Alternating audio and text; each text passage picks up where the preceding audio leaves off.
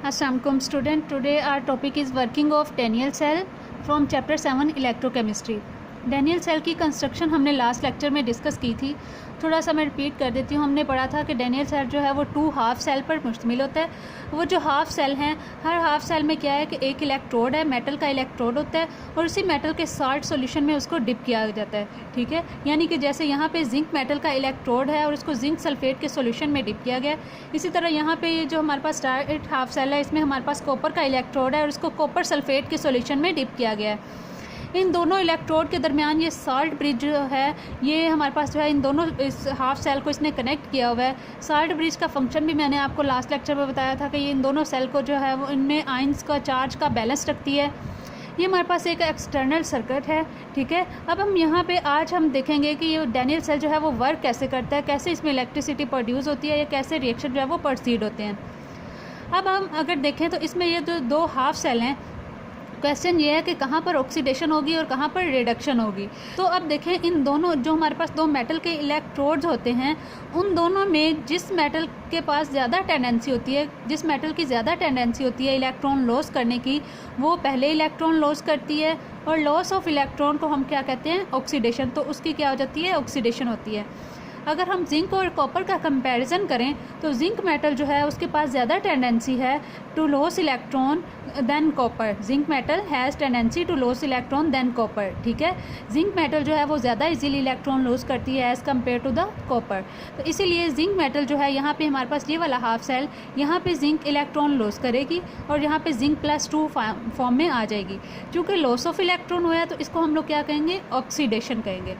अब जिस इलेक्ट्रोड पर ऑक्सीडेशन होती है उसको हम एनोड का नाम देते हैं. ठीक है, तो ये हमारे पास एनोड है. लेकिन क्या है बेटा, यहाँ पे डिफरेंस, जो मेन डिफरेंस है वो आपने याद रखना है. वो हमारे पास किस चीज़ का है?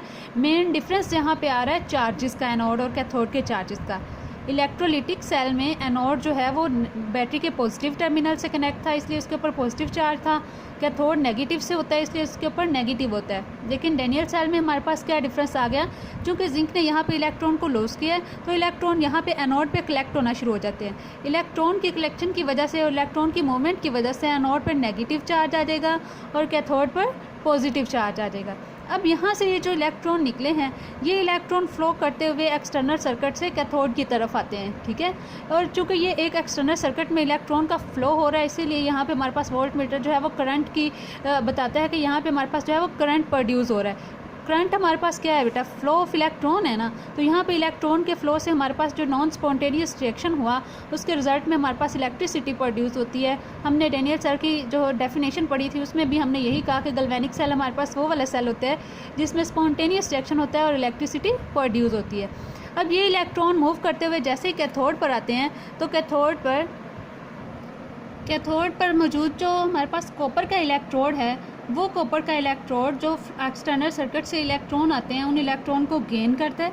ठीक है, और कॉपर एटम जो है वो इलेक्ट्रोड पर यानी कैथोड पर डिपॉजिट होना शुरू हो जाते हैं. ठीक है, तो यहाँ पे इलेक्ट्रॉन को गेन किया है, इसलिए कॉपर वाले इलेक्ट्रोड पर क्या हो गई है? रिडक्शन हो गई है. ठीक है, reduction process going at to electrode. ठीक है, तो हमारे पास जो है वो सेकंड जो हमारे पास इलेक्ट्रोड है वहाँ पे हमारे पास क्या हो गया? रिडक्शन हुई है. जिंक की ऑक्सीडेशन हो गई एनोड पर और कैथोड पर रिडक्शन हुई है.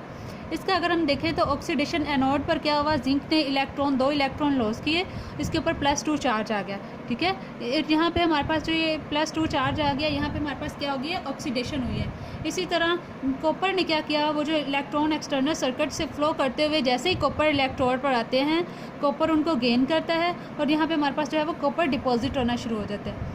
अगर हम ओवरऑल रिएक्शन देखें तो हमारे पास जिंक प्लस कॉपर जो है, यहाँ पे हमारे पास जिंक +2 फॉर्म में आ जाएगा और कॉपर जो है वो इस फॉर्म में आ जाएगा. देखें बेटा, यहाँ पर भी जिंक 0 से +2 में आया है, यानी कि यहाँ पे हमारे पास क्या हुआ है? लॉस ऑफ इलेक्ट्रॉन हुआ है तो इसकी ऑक्सीडेशन हुई है. यहाँ पे गेन ऑफ इलेक्ट्रॉन हुआ है तो इसकी रिडक्शन हुई है. इसी तरह हमारे पास जो है वो Daniell सेल में रिडॉक्स रिएक्शन जो है वो प्रोसीड होते हैं. किस तरह से हाफ सेल में हमने देखा कि किस तरह से Daniell सेल के हाफ सेल में रिएक्शन रिडॉक्स रिएक्शन होते हैं और किस तरह से इलेक्ट्रॉन एक्सटर्नल सर्किट में फ्लो करते हैं और इलेक्ट्रिसिटी प्रोड्यूस होती है. तो ये हमारे पास था वर्किंग ऑफ Daniell सेल.